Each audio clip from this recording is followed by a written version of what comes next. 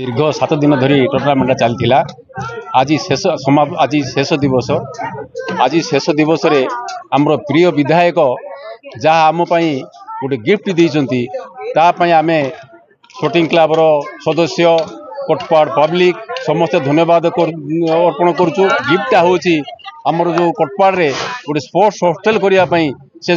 से जो प्रतिश्रुति देदेले सीटा आम बड़ गर्वर कथा खुशी कथा एवं आगामी दिन में आमर कोटपाड़ पूर्व इतिहास निश्चित भाव में फेरी आसो। तेणु आम समस्ते स्पोर्टिंग क्लब सदस्य प्रिय विधायक को धन्यवाद ज्ञापन कर शेष दिवस रे फाइनल मैच से फाइनल दिवस रे प्रत्येक सदस्य को तथा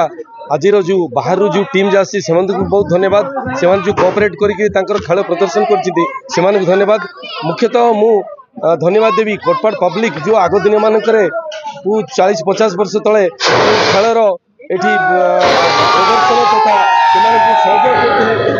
कोटपाड़वासी को धन्यवाद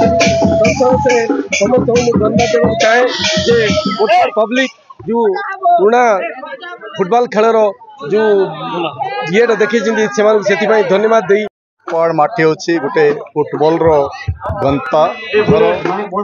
जेहेतु जो ये माटीर वीर संतान माने थिले आज आम गण रे नाहंती तांकर अमर आत्मा को भगवान पाखरे मो कोटि कोटि नमन करुछि एवं तांकर अमर आत्मा को शांति प्रदान करबा पई मो भगवान पाखरे प्रार्थना मध्य करुछि। जेहेतु तांकरी आशीर्वाद रु आज ये कोटपाड़ अंचल रे फुटबॉल जो खेल अच्छी ये फुटबॉल खेलटा होची गोटे अंतर्जातीय खेल। तेणु ये फुटबॉल खेल को आज कोटपाड़ स्पोर्टिंग क्लब रो जो सदस्य माने अछंती तांकु मु धन्यवाद देवी एवं यही अवसर रे जो स्पॉन्सर भाई माने अछंती तांकु मु धन्यवाद देवी।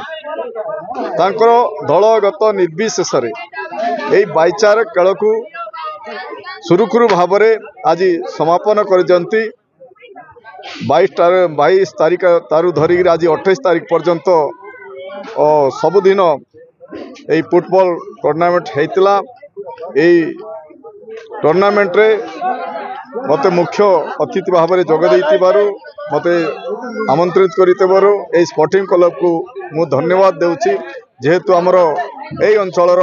लुखायित प्रतिभा जो अच्छी फुटबॉल खिलाड़ी माने ताकू किपरि लोकलोचन को नेबा से होछि आमर मूल उद्देश्य।